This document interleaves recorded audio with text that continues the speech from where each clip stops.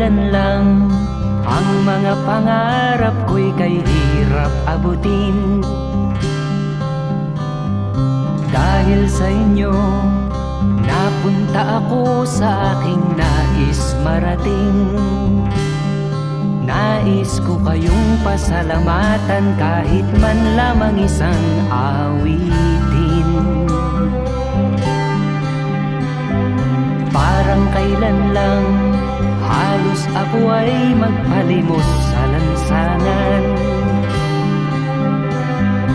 Dahil sa inyo, ang aking tiyan at ang bulsa'y